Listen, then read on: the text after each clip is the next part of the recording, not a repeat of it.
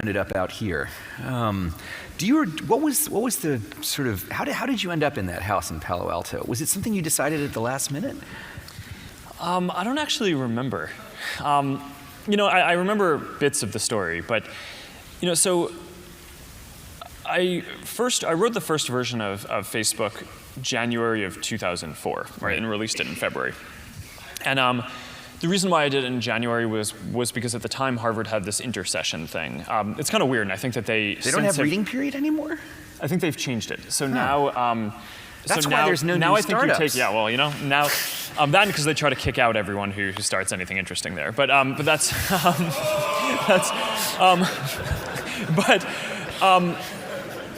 no, I think that they're actually trying to change that. But it is striking.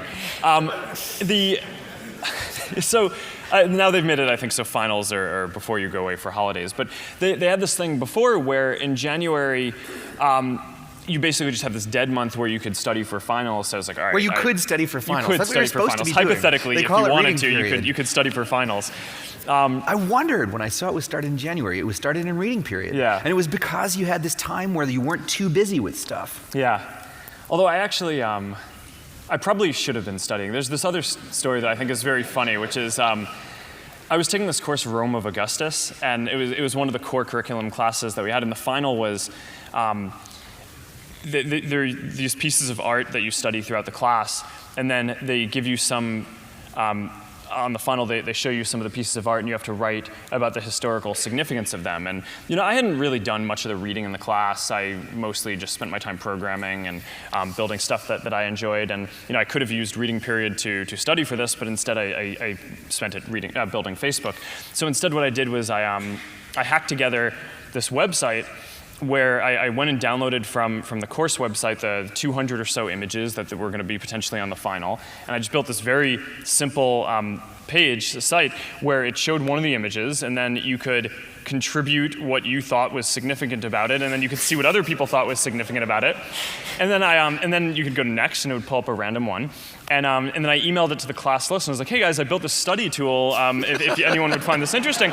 And everyone just populated this thing for me, and it was wonderful. And the professor after that, I think mentioned that the grades on the final had never been higher before. So you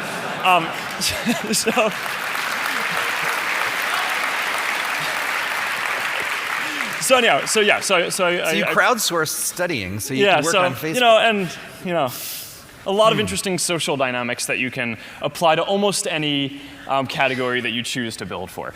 But so I built the first version in January. Some of the time I was at Harvard, supposed to be studying. I actually went and visited a couple of friends, one who was at Stanford and one who is out at Caltech. And at the time, I'd never really been out to California before. And you went in January? In January. And what did you think? The weather was pretty nice, I right? remember, coming in to I flew into SFO and was driving down 101, and I saw these buildings for all these companies, like, wow, this is like where these technology companies come from. This is amazing. And then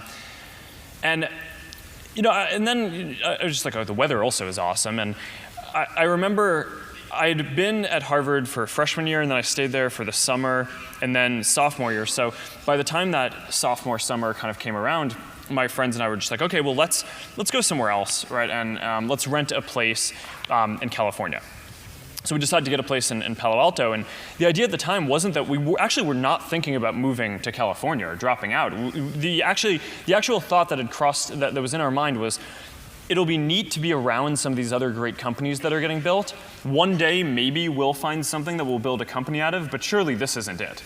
And really? So we went out to California, and I remember this conversation where one day Dustin pulled me aside and was like, we're getting to have a lot of users, and where we have an increasing number of servers. We have no ops guy, right? So we're the ops guy, and this was before kind of EC2, right? So you didn't have to. So you had to do more to manage your own servers at that point. And just like, this is really hard. I don't think that we can do this and take a full course load.